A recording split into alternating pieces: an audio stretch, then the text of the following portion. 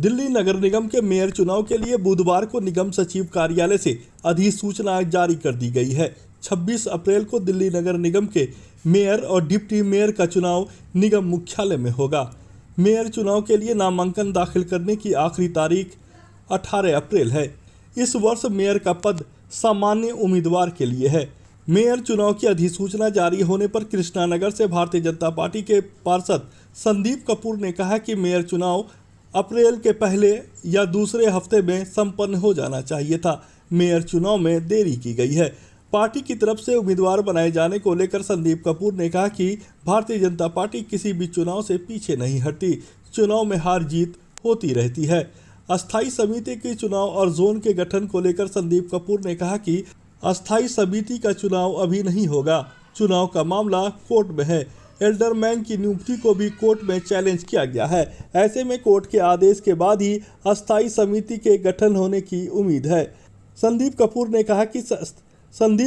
कहा कि अस्थायी समिति के गठन नहीं होने की वजह से दिल्ली नगर निगम का कामकाज बहुत प्रभावित हो रहा है। देखिए, आज दिल्ली नगर निगम के मुख्यालय से सेक्रेटरी ने नए मेयर के चुनाव की अधिसूचना जारी कर दी है और 18 तारीख तक जो है वो नॉमिनेशन की लास्ट डेट है और 26 को जो है मेयर डिप्टी मेयर का चुनाव होगा।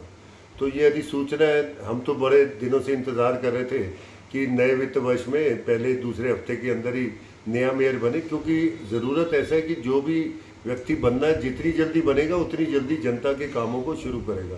तो डिले है लेकिन कोई बात नहीं, मेयर और डिप्टी मेयर का चुनाव 26 को हो रहा है। संदीप जी, पिछली बार भारतीय जनता पार्टी को मेयर चुनाव डिप्टी मेयर चुनाव में हार का सामना करना पड़ा था। क्या इस बार आप लोग चुनाव लड़िएगा और क्या कुछ रणनीति है भाजपा की?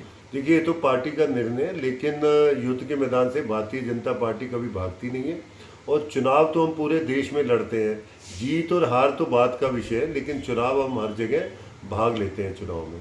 संदीप जी, जिस तरीके से जो चेयरमैन का मामला है, अस्थायी समिति के चुनाव का मामला है, उसकी क्या स्थिति है? क्या वो भी चुनाव इसके साथ होगा? देखिए, मुझे लग रहा है कि जनता को भी इंतज़ार करना पड़ेगा और अपने कामों को भी रोक के रखना पड़ेगा और इसमें जनता का बहुत दिक्कत आ रही है।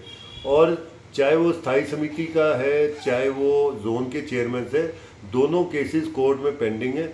तो इसलिए मुझे लगता नहीं है जब तक कोर्ट का निर्णय आएगा तभी स्थायी समिति भी बनेगी और जोन के चेयरमैन भी बनेंगे, लेकिन जनता को तब तक इंतज़ार करना पड़ेगा। कितना नुकसान हो रहा है जनता को जिस तरीके से जोन का गठन नहीं हुआ है?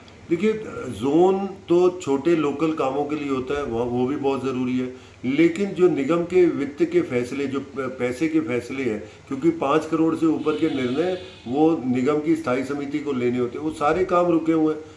फाइलें पेंडिंग है। जब तक स्टैंडिंग कमेटी नहीं बनेगी वो फाइलें पास नहीं होंगी और जनता के भलाई के जो काम है वो अटके रहेंगे।